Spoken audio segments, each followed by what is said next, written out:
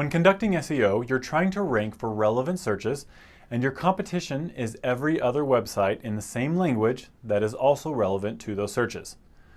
Unless you only cater to people within a certain geographic region. If you manage the website of a large apartment complex, you don't have to compete with all English language apartment complexes. You only have to compete with complexes in your region. If you have a chain of brick and mortar stores, you want to rank for searches in your region where people are looking for a store to buy something rather than a website where they can buy it. And in that case, your competition is just other stores in those same regions that sell the same stuff you do. That's great news for you because it's a whole lot easier to outrank your competition when your competition is a small number of local competitors rather than all English language websites. The downside is that the rules for ranking well on local search are different than they are for nationwide geography-blind rankings. We'll discuss the rules of local search here and provide guidelines for ranking well in local search results. To understand the rules underlying local search, we'll start with Pigeon. No, not with a pigeon, but with Pigeon, the name Google gave to a specific algorithm update governing local search results. For a number of years, local search results were a bit of an afterthought. Google had created this radical new search algorithm, and it worked much better than any other search engine in existence. As Google continued to improve its search results, an effort that has never ceased, it recognized that a large number of searches were geared toward finding something nearby. Anybody searching for something nearby isn't looking for the best one in the country.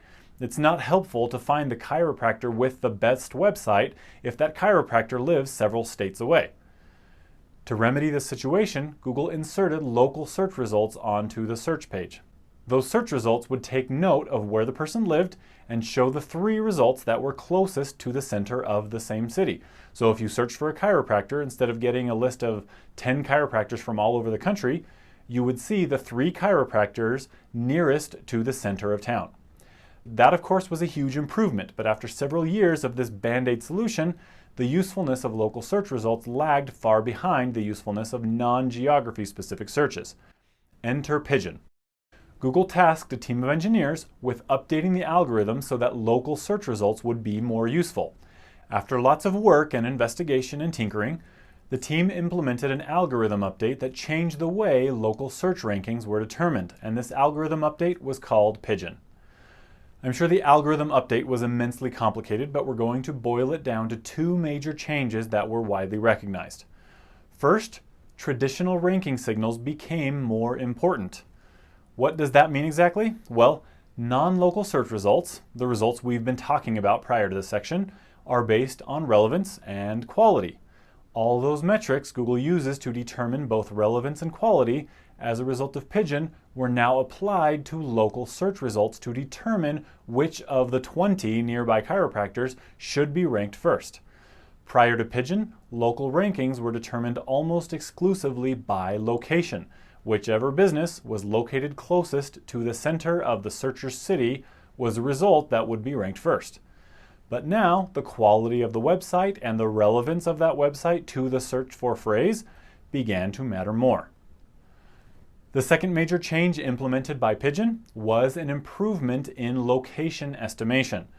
Whereas before, Google would simply observe the searcher's city and then list the corresponding businesses that were closest to the middle of that same city, now Google would estimate a business's location relative to the searcher. Depending on where you live, the value of that change will be more or less obvious to you.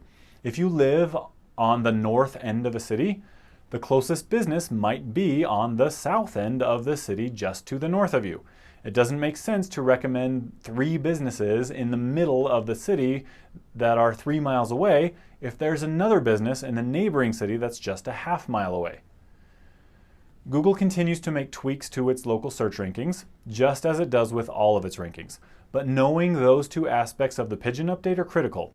1, traditional ranking signals are vitally important, and 2, location relative to the searcher is important. Of course, that second piece of information is not especially useful for conducting SEO to improve local search results. I don't know of many companies that choose where to locate their company based on Google's local search algorithm. But knowing how to earn high marks for the traditional ranking signals can have a tremendous impact on how your company ranks in local search. For local businesses, SEO should start with Google My Business. If you recall, in the last section I mentioned that when you create a new website, you don't have to register your website with Google. Google will find your website in a short while and automatically make your website available on search results when appropriate. That's not the case with local search results. If you want your company to show up in local results, you need to fill out a Google My Business profile and choose your business categories and specify the business's location. You will also link your company's website, and you have the option to upload photos of your company, which you should definitely do. Accurately filling out this information is critical to being ranked in local search. Another factor that affects local search results is NAP consistency. NAP is an acronym for name, address, phone number. The company name, address, and phone number should be the same on your website and on your Google My Business listing, as well as on any properties you manage, such as your Facebook profile and LinkedIn profile. This consistency is a signal to Google that your business is well managed, since you have full control over how you display this information, so there should be no inconsistency. You don't, however, have full control over how other websites might refer to your company. Websites like Yelp, Yellow Pages, and other directory-style websites list company information.